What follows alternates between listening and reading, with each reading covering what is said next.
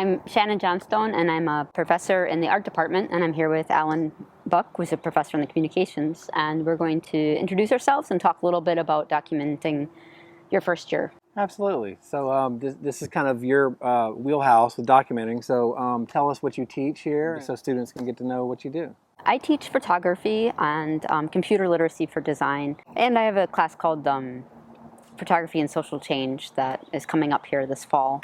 And I'm Alan Buck, and I teach all the digital media classes, so video production and like a digital media convergence, all the digital stuff. I have a television news background, so now I teach it. And so here we are. So let's get on into it and talk about documenting. Like, why do you think it's so important to document? There's a quote by a artist photographer who I love. His name is Juan Functeberta. He's a Spanish photographer. I'm just going to read it. He says, "We take photographs to reinforce the happiness of these moments, to affirm what pleases us, to cover absences, to stop time, and at least deceptively, to postpone the inevitability of death. We take photographs to preserve the staging of our personal mythology."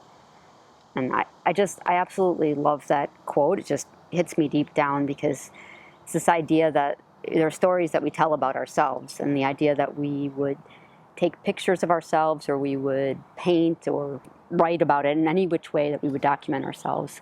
And we would do that to say, you know, I was here on this planet and my time here mattered. And so I find that to be really interesting as a concept, but then also just for students who are transitioning from childhood into adulthood. So first year students in particular are thinking about this transition time. Not only that, like, the root word there is document for a documentary. So like even with the video portion I teach, yes, people take pictures and video and all this stuff.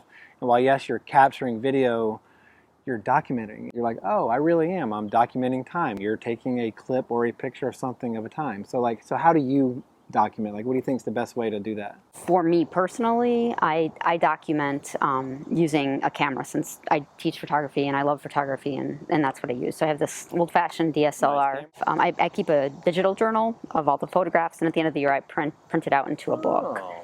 So that's how I do it. But there are multiple ways. So when you're talking about how you document using a camera, I can say, like, I remember when I was first learning to video edit, the person that taught me stressed the importance of like organization. And I'm not the most organized person in the world, but when it comes to video and content, like if I go take 400 pictures a day, but then they get lost in the software that I use to save pictures, well, they're just numbers. They're just something .jpeg or PNG or whatever. Right. You really have to go make a concerted effort to label. Like, I have folders of each month. So like with my family, we do like a calendar from my wife's parents and then my parents of our family throughout the year. So instead of sitting there in November going through a million pictures, I know I can go back and look in January, February, March. So I can't stress the importance of how helpful it is to at least label a folder so you just don't have open your camera and have an endless supply of 2 million pictures, you know? So like, I'm big on labeling. That is such a good point. It's so important because without that kind of organization, you just have pile of stuff. It literally is a pile of stuff. Absolutely. That's a really, really, really good point. It's essential. What are some good tips you could give for like taking better pictures?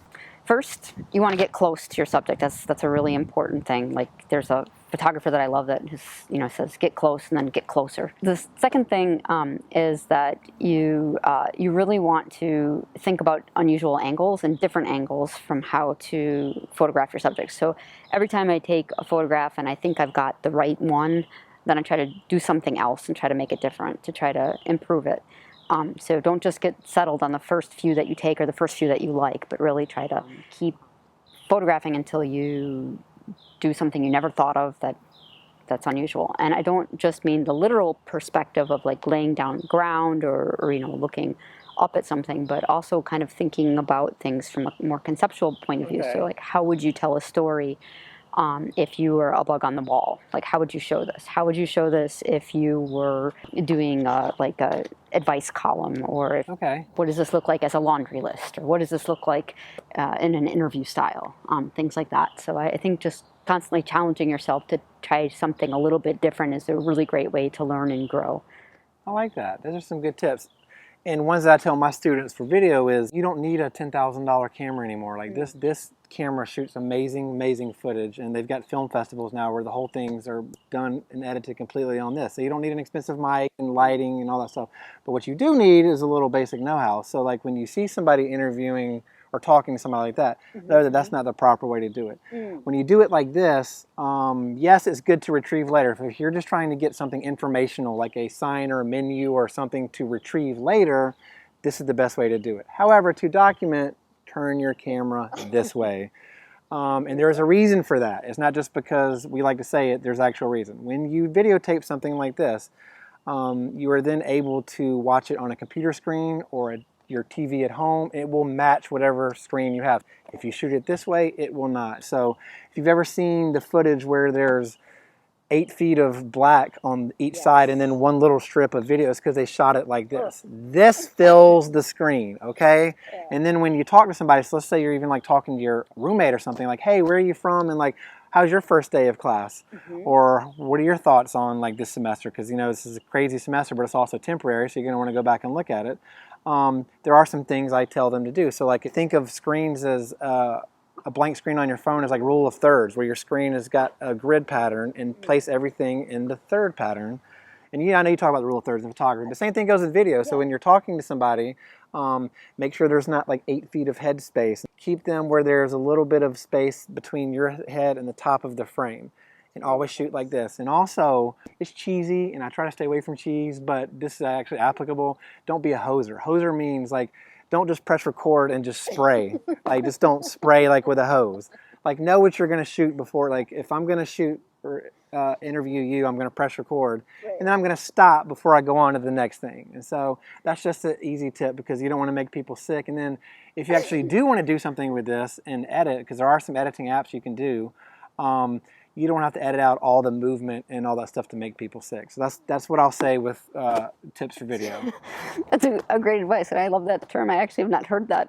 So it's feel free to use it daily. Yes, feel free to use it all you want. Feel free to use it all you want. Yeah, and as a person who gets easily seasick, I appreciate that. I do as well. But I think that those are really good points. You know, to be thoughtful about what it is that you're filming and not just everything. And I guess that leads right into the next point, is that in thinking about documenting, sometimes people go so much the other way, like not just, oh, I don't know what to do, but then like, oh my God, this is the second to last day of my college. You know, not everything needs to be so monumentalized. But however, when we think about documenting things, thinking about some sensory details from your life are a great way to I like that. Add in some details that were worth documenting. Thinking about the way the light looks in your room, or thinking about how something smells. And that might be kind of an odd way to think about documenting something, but I love the idea of like translating one sense into another. And really, we think about all art, or communication even for that matter, is like taking something and transforming it into something else. That's kind of the art of storytelling. I love that. I'm originally from South Carolina, and when I see a picture of the marshes at the coast, I can smell that picture. Oh my God! I can smell, you know, the sea water and the brackish water, and that almost has a sulfur smell to it. But like, I can smell that picture when I see it, so I know exactly what you mean about sensory. Yep. Mm-hmm. That's a beautiful way. Thank you. Yes, that's home for me. Yeah. I have a picture in my head as you're saying it, so that's that's exciting to me. Yep. So, how much time would this take for a student? Like, how would you advise them? I mean, I can honestly say, like, phones have become, even if you're using a phone, phones have just become so much part of our daily lives that they're always attached to our hands. So it doesn't take that much time to gather the stuff. So if you just know throughout the day, I'm going to at least take a picture or a video or something. Not long at all. The time for this end of it is going back to what I said earlier, organization. Just make sure you're labeling. That just doesn't take minutes. I mean, just a handful of minutes just to organize it, and then you're good to go. I love that. No, I think that that's really smart, and I think that thinking of it in terms of not necessarily like how long does the picture part take of it, because you're right, it could just take a second, but thinking of it in terms of like, okay, I'm going to spend 2 minutes organizing what I did, you know, and like it's like brushing your teeth, right? Just something that you do at the end of the day. think it's really smart. There's some ideas that you've got of what they could do. There's a lot of different things. So one thing that I think is really cool is there's an app called 1 second a day, and so students can just take 1 second of video or take a photograph every day, and then at the end of the year it compiles it into a nice little real quick video so you can kind of see everything. Another thing that I think is a really great way to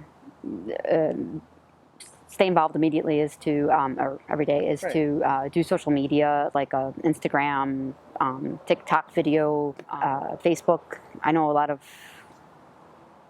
young people it's more, it's more for their grandparents and things, but I think that works really well. Another thing people can do is a gratitude journal. It's a different style, or you can do a traditional kind of journal like I do. Oh, I like that. And then I print it out at the end of the year every year. I like that. So you actually have a living, breathing version of how you document. So why don't you introduce? I would like nothing better than to introduce Stella Fruit Bat. This is my Fruit Bat puppy. I'm very passionate about especially companion animals and dogs in particular. So they're the subject of all of my scholarly work. They're also the subject of all of my personal work. And they're just part of my family. So since I'm home all the time now, especially during the summer when we're off work, every day I tend to take pictures of this dog here. Ooh. Okay, why don't you go on the table? Go say hi to Alan. Oh, yeah. We can show you her tricks, too. All right, sit. All right, she's doing them all at once. Yeah, there. Shake. Oh, good girl. See, now I need to document this. So that's so cute. It's going to go on her Facebook page, or her Instagram. Alan, that's awesome. I made your Instagram page. Oh my God. I got to change angles. See, now a really good photographer would get up here on the table. Yeah, lay down. There we go. All right. Oh, that's good. That's good. That's great. Beautiful. So not everybody has a Stella Fruit Bat to photograph of their own, but students can find their own Stellas. Everybody's got a thing. Everybody has a Stella. That's right. That's right. Their own thing that they're passionate about and their own thing that they like. And even if they don't know what that is yet, that's the perfect time to be in college, is to try things out and to find things and see what fits. So, and the only way to do that is to just jump in and start. I've got students that take my video class, and they, I literally have one student who didn't think she would like editing, because you shoot the video, but then you have to edit it. And then like the last month of the semester, she realized she loved editing. She changed her whole trajectory of like what she wanted to do because she liked editing so much. So it's just a matter of getting your hands in it. And so for any of you that are interested in photography or video, Shane and I are more than happy to talk to you about our classes. We're happy to talk about anything, to be honest with you. My door is always open. I know Shannon's is too. So please look at what classes we offer. Everybody I know that's taken your classes absolutely love you, and they learn so much from you. So and likewise, and thank you. Put a plug in for the photo miner, because you take both of us when you have that, and it is great. We work well together. We do. So feel free to look at all that and just reach out to us if you have any problems. So with that, I'll just say thanks for watching. Thank you.